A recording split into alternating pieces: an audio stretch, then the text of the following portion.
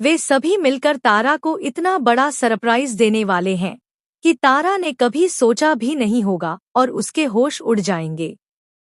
Serial सरू के आने वाले ट्रैक में अब बहुत बड़ा हाई वोल्टेज ड्रामा देखने को मिलने वाला है, क्योंकि एक तरफ वेद और सरू ने बहुत ही चालाक और पेचीदा प्लान बनाया है, लेकिन तारा को लगता है कि जो दिमाग उसने लगाया है वही सबसे बेहतरीन है।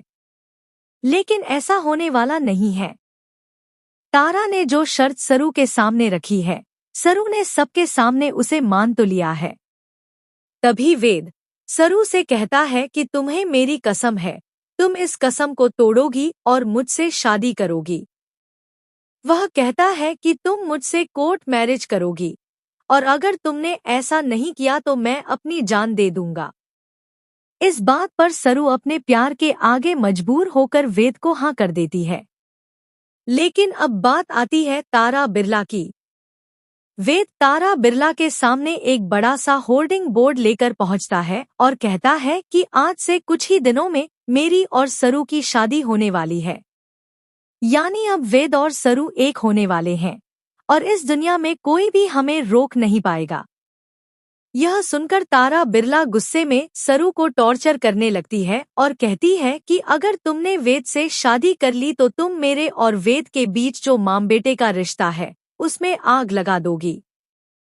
तुम्हें जिंदगी भर इस बात का पछतावा रहेगा कि तुमने एक माँ और बेटे को अलग कर दिया। यह सुनकर सरू को बहुत बुरा लगता है, लेकिन बाद में वेद उसे समझाता है कि मेरी माँ सिर्फ नाटक कर रही है, वह कुछ भी नहीं करेगी। लेकिन अब मुझे तुमसे शादी करनी ही है। इसके बाद सरू हिम्मत जुटाकर वेद से शादी करने का फैसला कर लेती है और अपने इस फैसले को अंजाम देने के लिए तैयार हो जाती है। दोनों कोर्ट मैरिज करने का प्लान बनाते हैं। जब वे दोनों कोर्ट मैरिज करके वापस तारा बिरला के सामने आएंगे, तब बहुत बड़ा हंगामा मचने वाला है।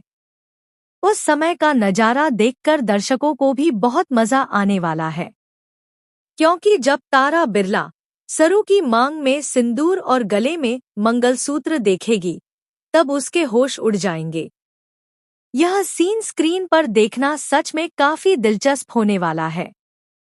खैर, इस पूरे मामले पर आपकी क्या राय है? कमेंट बॉक्स में जरूर बताइए। क्या आपको भी लगता है कि सरू को तारा बिरला की शर्त को ठुकराकर वेद के साथ शादी कर लेनी चाहिए?